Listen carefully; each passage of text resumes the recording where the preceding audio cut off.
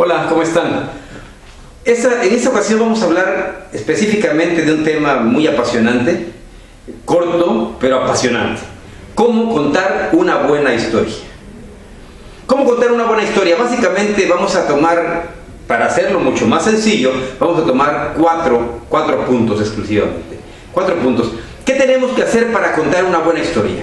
Bueno, primero que nada, tenemos que contar cosas de carácter cotidiano, es decir, cosas que ocurren de manera común y además que le ocurren al común de la gente, es decir, a la mayoría de la gente que le pueden suceder estas historias. Eso hará siempre muy interesante la historia. Segundo punto que tendríamos que considerar para contar una buena historia: ponerle a los personajes, ya sean personas o animalitos, ponerle nombres. Incluso si hablamos de árboles, bueno, pues el árbol, el roble, hablemos del que será, no sé, se me ocurre algún nombre, por ejemplo, el roble, la ceiba, si hablamos de los árboles de Tabasco, por ejemplo, bueno, la grandiosa ceiba, ponerle nombre al personaje de quien esté hablando tu historia. Otro de los temas, de los puntos que deberíamos considerar, que nos deje o que le deje a nuestra audiencia una moraleja, que nos deje una enseñanza, es decir, una enseñanza ¿para qué? Para que realmente la historia tenga sentido, para que la historia cumpla con un cometido, aparte de entretener, también el cometido principal que debe llevar toda buena historia, que sea enseñar. Y finalmente, bueno, no poner detalles innecesarios. En este caso, bueno, no hablar de más lo que no tiene caso decirse. Serían los 4 puntos básicos que tenemos que considerar para contar una buena historia. 1. Que hable de cosas cotidianas y gente común. 2. Que lleve nombres propios, nombres personales, nombres de sus personajes, tanto de personas como animales, como arbolitos, plantitas, lo que sea, pero que lleve siempre nombre. 3. Que no tenga mencionar detalles innecesarios, no hablar de más, no ponerle cosas en extremo. Y finalmente, bueno, que nos deje una moraleja, que nos deje una enseñanza, que nos deje algo para transmitir más allá. En esta ocasión, bueno, estoy haciendo una lectura, como ustedes pueden ver, de repente tomo algunos datos para leer, pero bueno, porque también se nos encargó, como parte de este ejercicio, que escribamos unas historias. En este caso, bueno, yo me permití escribir unas pequeñas historias, mismas que voy a tratar de platicarles, para no tener precisamente que memorizar, porque esa también tendría a ser otra de las grandes cuestiones que debemos de considerar. Pero bueno, como buen contador de cuentos o contador de historias, tratemos de no memorizar.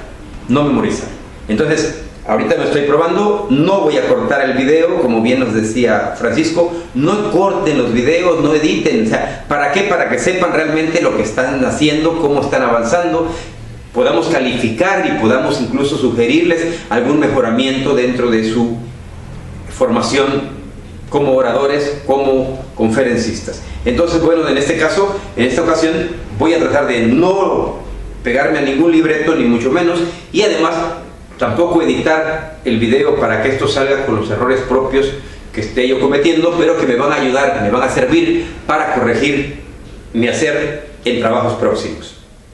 Bien, inicio con mi historia. La tarde anterior, papá David le dijo a sus 3 hijos varones, Gerardo, Rosario y Ariel: mañana los voy a llevar al río porque van a aprender a nadar en una sola lección. La algarabía que se generó entre los hermanos fue de antología. Estaban contentos, estaban alegres, tanto que esa noche el hermano más pequeño, Ariel, durmió con el traje de baño puesto. Ya se pueden imaginar cuál era la emoción que encerraba. A la mañana siguiente se despertaron demasiado temprano. La mañana llegó muy pronto, tanto que el gallo se atrasó con su kikiriki. Cuando vino a cantar, los chicos ya estaban vestidos, ya estaban contentos, subiendo cosas a la camioneta, subiendo los sillones, subiendo la canasta de los alimentos, el mantel que iban a tirar a la orilla del río, y todo lo que iban a necesitar para ese día especial, que era aprender a nadar en una sola lección. Se fueron, llegaron al río, Mamá Tencha agarró y tendió su mantel, donde iba a colocar la canasta con los alimentos que más tarde iban a disfrutar sus hijos, mientras papá cruzaba al primero, al más pequeño, agarrándolo y enseñándole a bracear, a patalear, despacito, despacito, despacito, y cruzando el río. Este movimiento fue repetido 2 veces más, con el segundo de sus hijos y con el mayor también, que fueron pataleando, manteando y llegando a la orilla del río de manera lenta, a la orilla de enfrente. Bien, ya estando ahí, les dio algunas recomendaciones, hicieron algunos ejercicios también, desde luego, de braceo, pataleaban, de aguantar la respiración, de saber manejar, sobre todo la respiración, que es sumamente importante en la natación. Así estuvieron hasta que el tiempo, sin sentir, se fue yendo y llegó el momento de regresar. Pero papá David no les avisó, simplemente agarró, corrió hacia el río, se tiró y braceando tranquilamente a medio río les gritaba: ¡Ey! El último chango no siempre será el último, pero el que nada no se ahoga. Y siguió nadando, llegó a la otra orilla, se sentó junto a su esposa, que nada más miraba hacia el otro lado con cierto nerviosismo. ¿Qué iban a hacer sus pequeñuelos para poder cruzar ese río? Porque papá David no iba a regresar por ellos. Entonces los 3 hermanos se quedaron viendo uno al otro y empezaron a analizar en ese momento las palabras que su padre les había dicho mientras se regresaba al otro extremo del río. El último chango no siempre será el último, pero el que nada no se ahoga. Dijeron, bueno, vamos a ordenarnos primero que nada. El orden no importa. ¿Quién va primero? Vamos a darle chance a él porque está más chiquito. Ariel se va a lanzar primero. Nada más, no olvides la recomendación, no dejes de nadar. Y bien, Ariel dijo, con cierto nerviosismo, pero con mucha valentía: ok, voy primero. Se sumergió en el agua, empezó a nadar, primero de a perrito, después con más confianza empezó a soltar más su braceo, mientras sus piecitos pataleaban y sentía que iba avanzando y cada vez veía más cerca la otra orilla. ¡Lo logró! Y sus hermanos felices por haber visto cómo su hermano había logrado pasar ese pequeño río, un riachuelo precioso, transparente, cristalino, que incitaba a meterse en sus aguas y a pasarlos de esa manera. Le tocó al segundo hermano, un poquito mayor, con más confianza de ver a su pequeño hermano haberlo logrado. Empezó igual, con la misma tranquilidad. Empezó de a perrito a bracear, a patalear y a avanzar. Su hermano mayor dijo: esto es sumamente fácil. Se metió al agua, nadó, avanzó y cruzó al otro extremo. Los 3 hermanos estaban ya de vuelta a esta orilla del río, a la orilla del río que les había retado a que completaran su éxito. Y papá David, feliz, orgulloso, mamá Tencha, agradecida con esa primera lección tan grande que sus hijos habían recibido, se sentaron todos muy contentos entonces alrededor de ese mantel y empezaron a degustar esa comida que habían llevado para ese día. La moraleja implícita en nuestra historia: el último chango no siempre será el último, pero el que nada no se ahoga. Es decir, el orden no importa. El orden en que caminemos por la vida, el orden que ocupemos en cierta línea, en cierto nivel, no es tan importante. No es tan importante como el saber que tienes que nadar permanentemente para que jamás te sientas ahogar, para que siempre puedas llegar a la otra orilla. Lección de nado en una sola emisión. Bien, ahora les voy a contar una segunda historia. Esta historia se trata de un niño que le decían Quique, pero su nombre era Enrique. Enrique era un niño muy estudioso, era un niño muy aplicado, era un niño que siempre había estado figurando en los primeros lugares de su salón. Era el niño que siempre figuraba en el cuadro de honor. Un niño que tenía muy orgulloso a su maestro, Pero de un tiempo para acá, ¿qué había pasado con Quique? No se explicaba el profesor qué había pasado con Quique, porque Quique había empezado a dejar de llegar temprano a clases, había empezado a dejar de llegar contento a clases, que era muy importante estar contento, porque el aprendizaje tienes que estar feliz para poderlo recibir con gusto y además para que te haga provecho. Pero Quique últimamente llegaba muy triste. Un día se decidió el maestro, ya preocupado por la situación de Quique, se decidió platicar con él y dice: Quique, quédate después de clase tantito, hijo, quiero platicar contigo. Sí, maestro, le contestó Quique. Y sí, efectivamente, cuando todo el mundo salió corriendo contento con su bulto en el hombro, Quique se quedó en su pupitre esperando que todos se fueran para poder empezar a platicar con el maestro. Cuando el maestro se acercó, le dije: Quique, yo ando preocupado porque no sé qué está pasando contigo, tus calificaciones han ido de más a menos en los últimos meses, en los últimos exámenes que hemos tenido.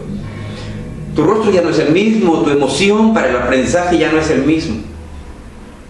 Quique volteó con una cara de tristeza a ver a su maestro y le preguntó: maestro, ¿usted podría sentarse en un banco de 2 patas? ¿Perdón, Quique? No entendí. Sí, usted podría sentarse con tranquilidad en un banco de 2 patas. Claro que no, hijo, claro que no. Un banco requiere de 3 patas mínimo para que tenga una buena estabilidad, para que tenga buen equilibrio. Pues eso es lo que me pasa, maestro. Mi banquito que tenía 3 patas se le ha quebrado una. Mi padre se ha ido de casa. Se ha ido de casa y él era quien más me animaba para que yo siguiera estudiando. Entonces, maestro, creo que es imposible que yo me sostenga en ese banco del aprendizaje donde tenemos que estar 3. Usted, maestro, a quien le agradezco mucho lo que ha hecho por mí. Yo, que tengo que preocuparme por mi propio aprendizaje para que cada vez sea una persona mejor. Y mis padres, que siempre me habían estado apoyando. Hoy mi banco solamente tiene 2 patas. ¿Podría usted ayudarme a reparar esa tercera?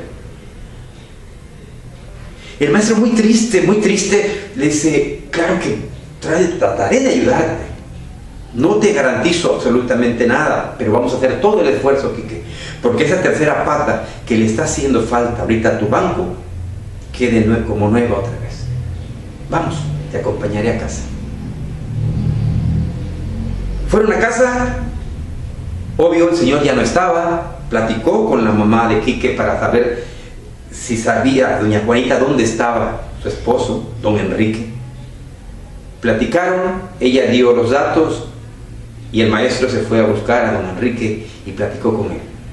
Y simplemente le dijo: don Enrique, al banco del aprendizaje de Quique le hace falta una pata. Y esa pata solo usted la puede restaurar.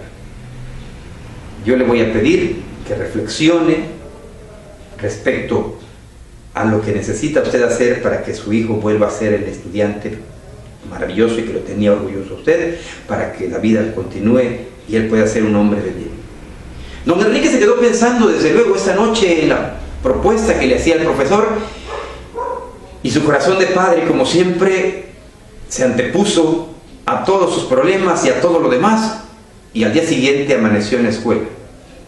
Hablando con el profesor, le dijo: profesor, si ha habido en esta historia un buen carpintero, ese ha sido usted.